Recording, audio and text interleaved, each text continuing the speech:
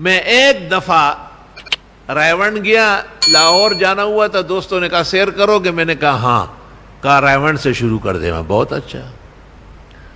مغرب کی نماز سے پہلے ہم پہنچے تھے، یہ طارق جمیل میں نے دیکھا دیوار کے ساتھ کھڑا تھا، مجھے دیکھ رہا تھا، لیکن مولانا احسان صاحب نے کہا یار بھائی عبدالوہاب سے تو ملو۔ میں نے کہا ان کا اعلان ہوا ہے بیان کا، کہا اعلان ہوتے رہتے چلے۔ مولانا احسان کے ہمراہ، وہ زندہ ہے الحمدللہ، بھائی عبدالوہاب کے کمرے میں گئے۔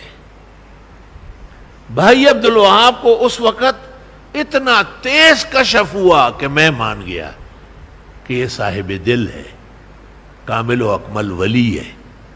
اور مجھے کہا ہم تو ایسے ہی ٹوٹا پھوٹا کام کرتے ہیں، لیکن اللہ نے اس میں برکت ڈالی ہے، لوگوں کو فائدہ ہو رہا ہے۔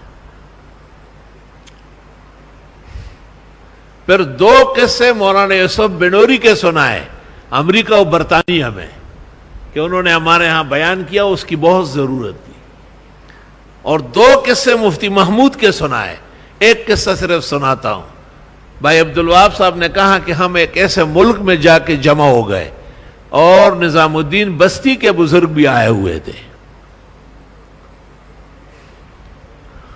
لیکن کوئی غلط سی آئی ڈی ہو گئی اور ہم پر سخت پابندی لگ گئی، یہاں تک کہ وہاں کے مسلمانوں نے بھی ہمیں معذرت کی ہے کہ ہمارے پاس ملنے نہیں آؤ۔ ہم بہت پریشان ہوئے، اپنے ہوٹل سے باہر نکل نہیں سکتے تھے۔ اچانک ہمیں ایک خبریے سے پتہ چلا کہ پاکستان سے ایک موقر وفد آیا ہوا ہے اور اس کی قیادت مولانا مفتی محمود صاحب کر رہا ہے۔ سچ کہا ہے کسی نے، جب تک سورج چاند رہے گا مفتی تیرا نام رہے گا۔ عبد الشکور دین پوری زور سے جوش میں آیا، وے لوگو، مولانا مفتی محمود تھے، کبھی وہ بھی موجود تھے، شیخ الحدیث و شیخ التفسیر تھے، کبھی صوبہ سرحد کے وزیر تھے۔ تو بھائی عبدالوہاب نے کہا کہ ہم نے ایڑی چوٹی کا زور لگایا اور ہم حضرت اقدس مفتی صاحب کی خدمت میں پہنچ گئے اور ہم نے اپنا حال سنایا کہ یہ ہو رہا ہے ہمارے ساتھ۔ انہوں نے کہا کوشش کرتا ہوں کہ مجھے اس بارے میں بولنے کا موقع مل جائے۔ فرمایا کہ اس ملک میں جو ایجنڈا تھا وہ یہ تھا کہ اس وقت پورے عالم میں فساد پھیل رہا ہے، امن کیسے قائم ہوگا؟ تو حضرت مفتی صاحب نے کہا کہ مجھے اس بارے میں بیان کرنے دیں،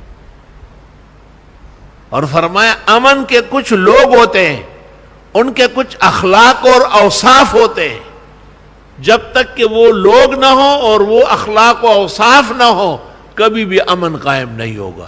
کہ ملک کے صدر نے اچانک پوچھا کہ وہ لوگ کہاں ملیں گے؟ کہا میں نے کہا وہ یہاں آ چکے ہیں، پاکستان سے بھی اور ہندوستان سے بھی، اور آپ نے ان پر پابندی لگائی اور امن قائم کر رہے ہیں۔ کہ اس نے فوراً اپنے اتاشی کو کہا کہ ریڈیو ٹیلی ویژن پہ اعلان کرو کہ پاکستان اور ہندوستان سے جتنی تبلیغی جماعتیں آئی ہے ان سب کو ہمارے ملک میں ہر جگہ پہنچنے کی اجازت ہے، 100 سونار کے اور 1 لوہار کی۔ سبحان اللہ۔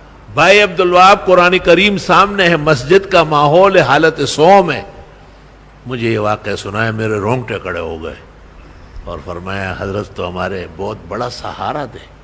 کہا ہمیں دوبارہ ملاقات نصیب نہیں ہوئی، لیکن لوگوں نے ہمیں کہا کہ ریڈیو ٹیلی ویژن پر اعلان ہو گیا، اور حضرت مفتی صاحب نے بہت سخت سٹینڈ لے لیا اس پر کہ آپ کیوں ان کو روک رہے ہیں، یہ تو اچھائی پھیلا رہے ہیں، یہ تو دین کے دائی ہے۔